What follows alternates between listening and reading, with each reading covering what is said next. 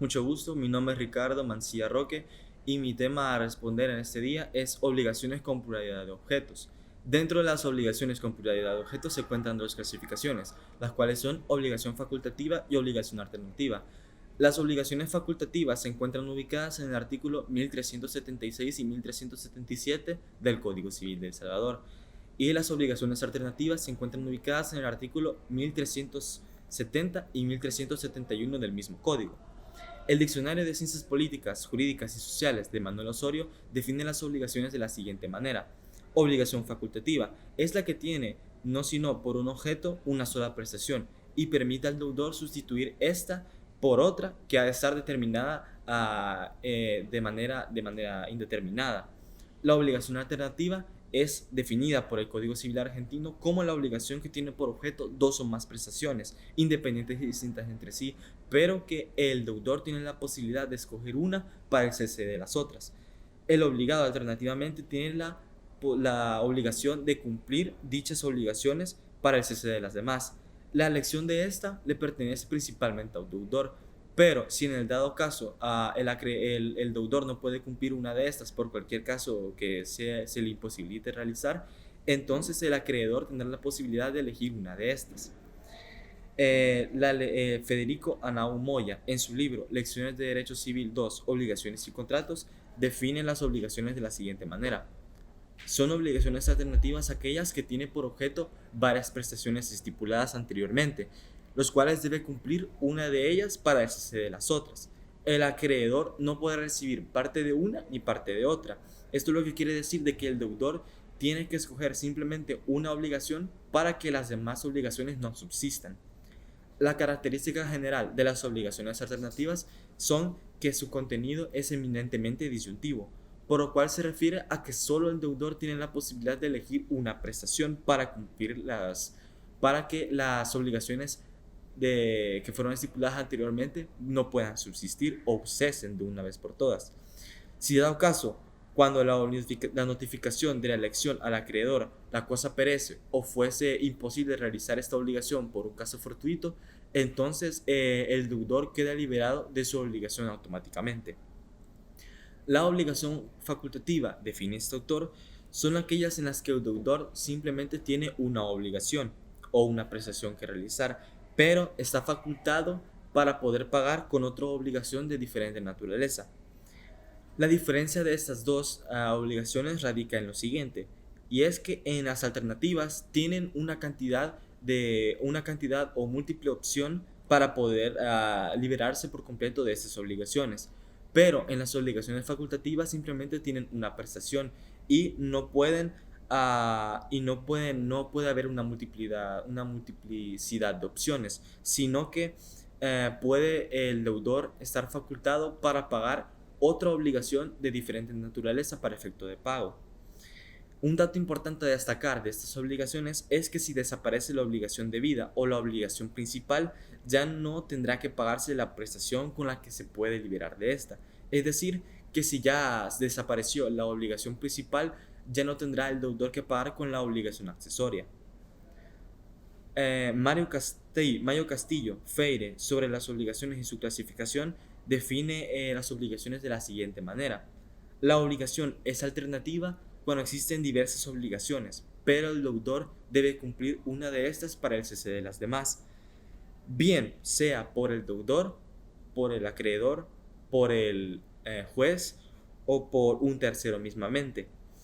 En cuanto a la naturaleza de estas obligaciones, pueden ser de diferentes maneras, las cuales son tres. Está la obligación de dar, de hacer y de no hacer. La última, que es la obligación facultativa, lo define como una obligación en la que solo existe una prestación, pero se le otorga la facultad al deudor de sustituir dicha obligación por otra para efecto de pago. Dentro de estas obligaciones existen dos clasificaciones, que es la primera, que es obligación principal, y la segunda, que es obligación denominada accesoria.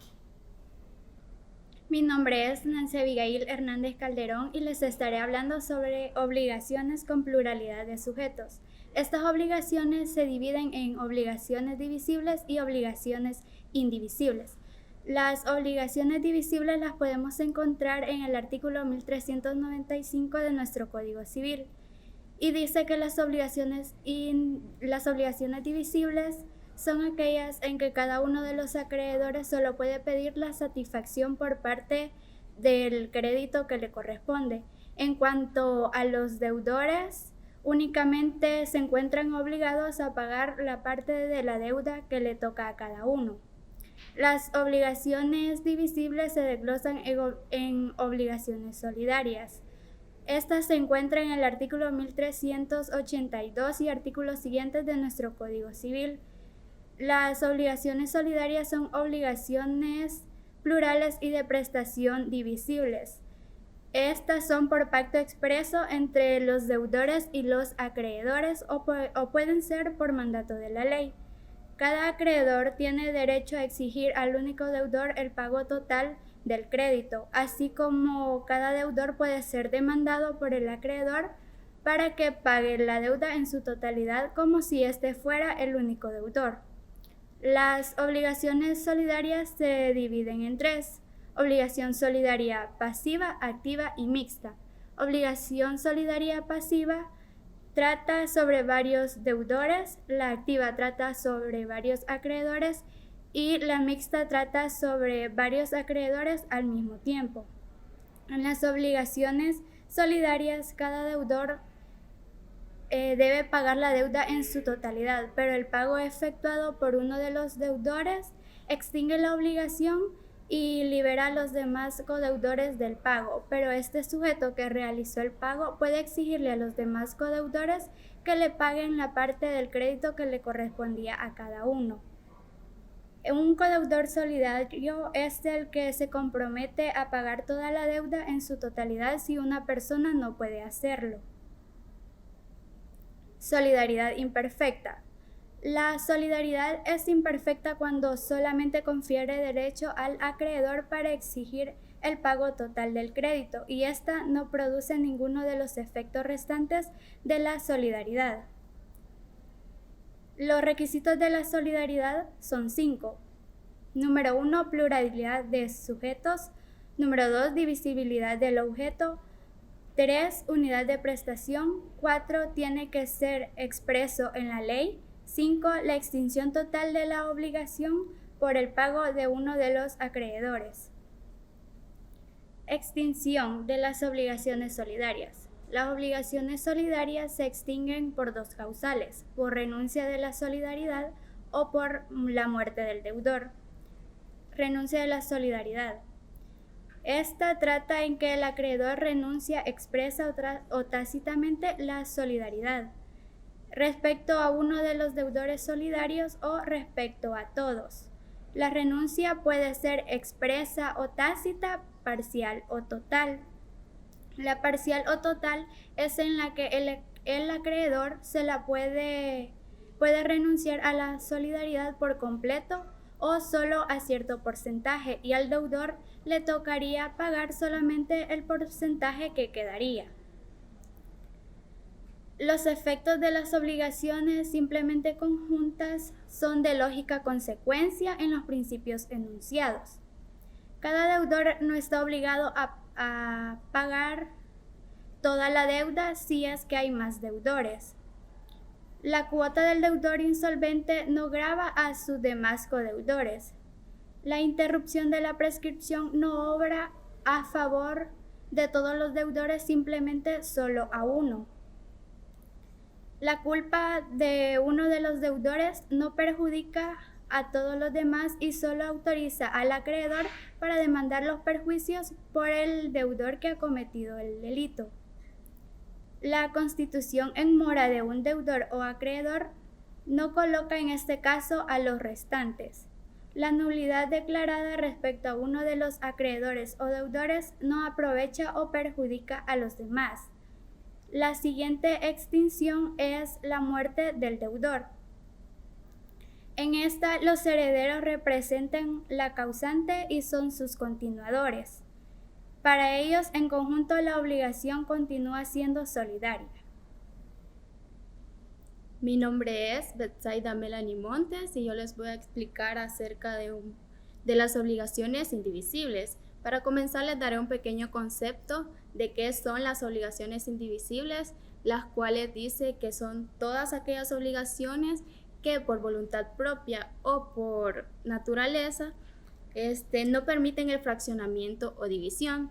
Las obligaciones indivisibles tienen distintas características. Entre una de ellas es que exista pluralidad entre acreedores y deudores. El artículo 1461 del Código Civil de El Salvador expresa que el deudor no puede obligar al acreedor a pagar la cuota por partes, excepto que exista en el contrato o la convención. La segunda característica es que cada acreedor tiene derecho al todo, pero no al total de la deuda. Esto lo establece el artículo 1398 y 1399 del Código Civil. Expresa también que el acreedor solo es dueño de la cuota. Un ejemplo de esto podría ser un préstamo en el banco en el cual existan 3 fiadores, y si el deudor principal no quisiera pagar, cada fiador solo está obligado a pagar la tercera parte de la deuda principal. La tercera característica es la unidad de prestación. Esto lo establece el artículo 1402 del Código Civil, el cual también expresa que el cumplimiento de la obligación indivisible por cualquiera de los obligados le extingue respecto de todos. En el mismo ejemplo anterior, podríamos poner que si en el préstamo existen 3 fiadores y uno de ellos por su voluntad decidiera pagar, obviamente por obligación se le extingue la deuda a todos. Luego existe la clasificación, que existen 3 clases de indivisibilidad.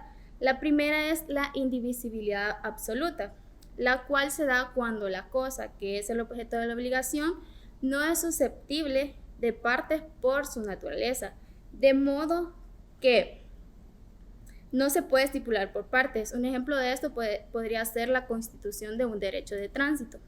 Luego tenemos la indivisibilidad por obligación. Esta se da cuando la obligación se refiere a ciertas cosas que, aunque hubieran podido ser estipuladas por partes, por los contratantes, son casos indivisibles. Un ejemplo de esto podría ser la construcción de una casa. Esta obligación no es indivisible absolutamente, ya que es posible contratar la construcción por partes, pero se considera indivisible cuando se contrata con un arquitecto y se entiende por la obra consumada. Luego está la indivisibilidad de pago. Es aquella que concierne al pago de la obligación y no a la obligación misma. Cuando la cosa que se debe en sí misma, divisible y susceptible de partes, puede ser debida por partes, pero no puede ser pagada por partes.